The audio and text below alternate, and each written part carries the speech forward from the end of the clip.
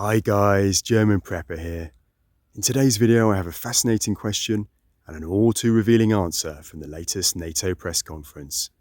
The question is one I've heard asked over and over again in our prepping community in one form or another, and now finally we have an official answer.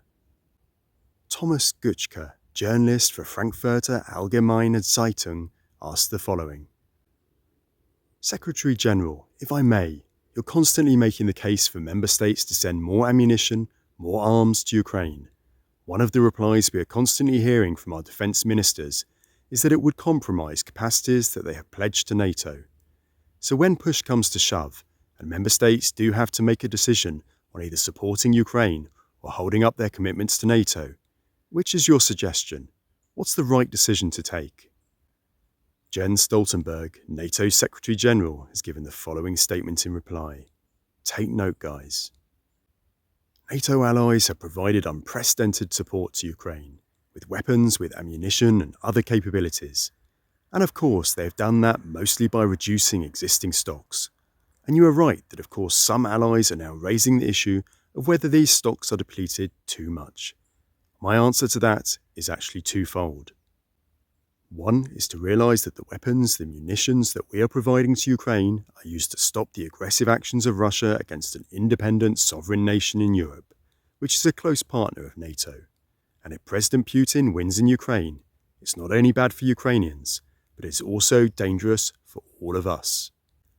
So actually, by ensuring that President Putin does not win in Ukraine, we are also increasing our own security and strengthening the alliance, proving that we don't allow that kind of behaviour close to our own borders. So the use of these stocks actually helps to increase our own security and reduce the risk of any aggressive actions by Russia against the NATO allied countries. Let me also add that more than 80% of Russia's land forces are now dedicated to the war in Ukraine. So of course what happens there matters for the total capacity of Russia to pose any threat to any NATO allied countries. So my first message to allies is that we welcome the unprecedented support. We are calling for even more support, and we urge them to dig deeper into the inventories, to the stocks, to continue to provide the supplies that Ukraine needs immediately. And we see that this is making a huge difference on the ground, because as Secretary Tony just referred to, we see progress on the ground in Ukraine. But make no mistakes, we have to be prepared for the long haul. The second answer to the concern about the level of stocks is of course to produce more, and therefore we are now in close contact with the defence industry, with capitals. We have established structures here at NATO on defence planning, on capabilities to ensure that we are now ramping up production, that we are replenishing the stocks, both to be able to continue to provide support to Ukraine, but that is not only about supporting Ukraine. It is also about ensuring that we have the weapons, the ammunitions, the capabilities in place for our own deterrence and defence. There we are, guys, finally an answer to the burning question of is the West deliberately running down its own military supplies and undermining its own defence to support Ukraine in a NATO proxy war against Russia? In summary then, yes it is.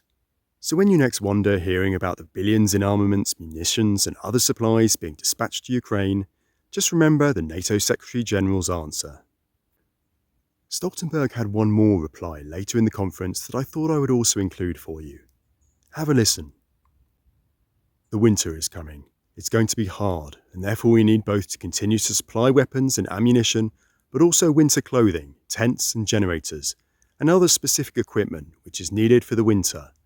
Partly because the size of the Ukrainian army has just increased so much, they need more of these kinds of winter equipment. And NATO is particularly focused on how we can provide tens of thousands of, for instance, winter uniforms to the Ukrainian army. A question for you all now to end. Were you planning to purchase winter clothing, tents or a generator anytime soon? If so, you might want to hurry. As always, looking forward to reading your answers. Keep prepping, guys. Cheers for now.